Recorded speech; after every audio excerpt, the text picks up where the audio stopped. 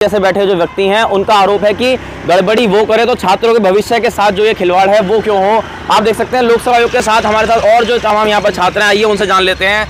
क्या नाम है आपका? सर मैं नरेश चौहान हूँ, मैं उत्तरकाशी से हूँ जी। सर हमारी मांग ये है कि अभी वीडियो का एग्ज़ाम कराया गया, एग्ज़ाम के लिए बोला गया सरकार ने, उसमें जो पकड़े गए उनको बहाली मिल गई। कोर्ट ने उनको मतलब बोल दिया कि इन्होंने कुछ नहीं करा। अगर उन्होंने कुछ करा ही नहीं है, उनको बहाली मतलब उनको मतलब वो मिल रहा है, बेल पे मतलब मिल रही है, तो अब एग्ज़ाम किस बेस पे कर रहे हैं?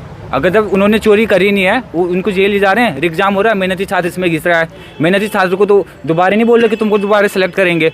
दूसरी बात है सर सेग्रीगेशन। अगर जब ऐसी मशीन बन सकती है, इतनी सिक्योरिटी है यहाँ पे, इतने कैमरे लगे हुए हैं और यहाँ से पेपर लीक हो रहा है, तो ऐसी भी मशीन बन सकती है कि जिसके लिए कोई ना कायदे कानून नहीं है, जो SIT जांच करेगी, किसी के भी कॉल डिटेल्स निकाल सकती है, किसी के भी मतलब कुछ भी चीज़ खंगाल सकती है, फ़ोन डिटेल्स या कैमरे चेक कर सकती है, उसके लिए कोई पाबंदियाँ नहीं है। तो सेग्रीगेशन हो सकता है इस बेस पे। तो हम चाहते हैं कि सेग्रीगेशन हो और जल्द से जल्द हमारा जो इंटरव्यू का आगे का प्रोसेस है वो मतलब तुरंत इस पर कार्रवाई करी जाए। और हमको मतलब हमारे पास टाइम नहीं है सर जी। इमोशन तो आयोग और सरकार के लिए तो इमोशन मर चुके हैं सर। कितने दिन यहाँ कोई कितने दिन रोएगा, क्या करेगा रोके? इनको इमोशन तो है नहीं सर इनके लिए। तो हम वही चाहते हैं कि मतलब या तो सर इतना ये सरकार ये आयोग ये भूल रहा है कि ये क्रांतिकारियों की भूमि है। या श्रीदेव सुमन जैसे हमारे कप्पू चौहान हुए, कोई माधो सिंह भंडारी, हमारी जो वीरांगनाएं हुई, जो तिलू रौतेली, ऐसे अगर सरकार चाहती है कि हमारा क्रांतिकारी रूप देखें तो हम तैयार हैं सर। हम किसी भी मतलब हम कोई टॉलरेंस कर ही नहीं सकते इस मामले में। मतलब हमको सेग्रीगेशन चाहिए तो चाहिए। बिल्कुल सर, हमारी यहाँ पे एक ही मांग है, सेग्रीगेशन हो।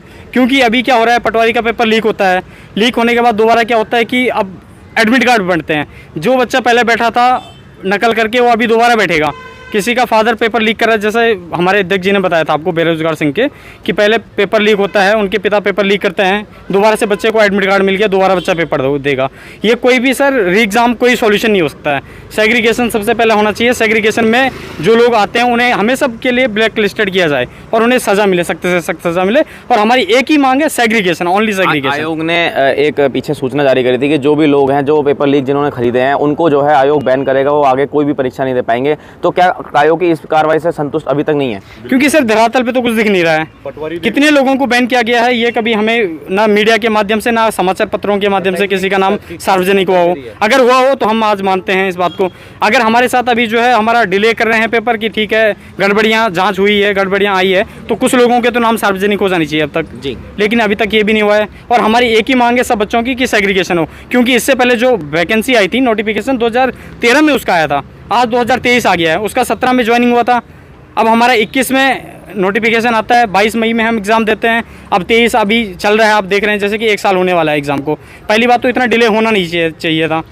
अब इसमें भी ऐसे हैं कि सिविल वाले बच्चे हैं, उनका अभी तक इंटरव्यू नहीं हुआ है। मैकेनिकल के बच्चे इंटरव्यू दे चुके हैं, एग्रीकल्चर के बच्चे भी इंटरव्यू दे चुके हैं। अब आप एंड मूवमेंट पे बोलोगे कि भैया हम री एग्ज़ाम करते हैं, तो सर ये कोई सॉल्यूशन नहीं है। अच्छा, आयोग के और परीक्षाओं में गड़बड़ी का आरोप बेरोजगार संघ ने प्रेस कॉन्फ्रेंस करी देहरादून में लगाया कि जो बीच में इनके जो पटवारी और इसके बीच में जो भर्तियों के बीच में जो और भी एग्जाम में गड़बड़ी है, इस पर क्या मानते हैं आप लोग? देखिए, जैसे कि आपने भी बोला कि ब्लैक लिस्ट करेगी, आपने बोला कि अध्याचन वो सूचना जारी करी आयोग ने कि यहाँ पे जो भी ब्लैक लिस्टेड है उनको ब्लैक लिस्टेड किया जाएगा। आप देख सकते हैं कि पटवारी के पेपर में जिनका मतलब पर्चा लीक हुआ था, वो फिर से पेपर देने जा रहे हैं। आज मतलब 12 तारीख को जो पेपर है वो फिर से पेपर देने जाएंगे इसको। तो ये कहाँ से, मतलब आयोग तो हमारे साथ खेल रहा है। अभी जो यहाँ पे हम आए थे संतुष्ट, हम बिल्कुल संतुष्ट नहीं। सचिव साहब बाहर आए, इन्होंने हमको मतलब हम कुरकुरे खाने आए थे, उन्होंने टॉपिक पकड़ा के हमको बोल दिया कि जाओ बेटा घर जाओ, कुछ नहीं होगा यहाँ पे। ये पेपर हमको इनकी सब चीज़ इनकी क्लियर है कि ये क्या है।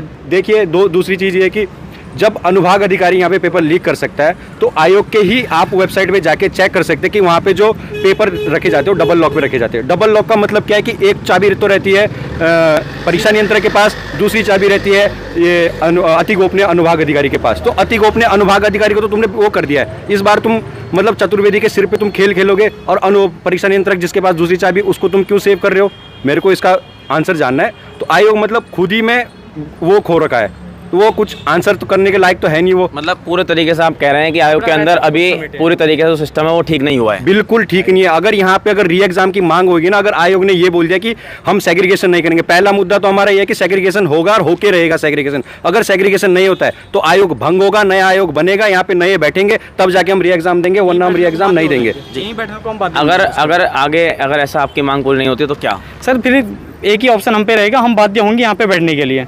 हमें यहाँ पे धरना करना पड़े, जो भी करना पड़े, मुख्यमंत्री आवास तक जाना पड़े, कहीं भी जाना पड़े, हम हर काम को करने के लिए तैयार हैं। ठीक। क्योंकि सर हम 6-6 महीने साल भर से बैठ के पढ़ाई करते हैं। टेक्निकल का एग्जाम सर 2013 में आया, जैसे मैं आपको बता रहा हूँ अभी। जी। उसके बाद अब 10 साल में एग्जाम होता है हमारा।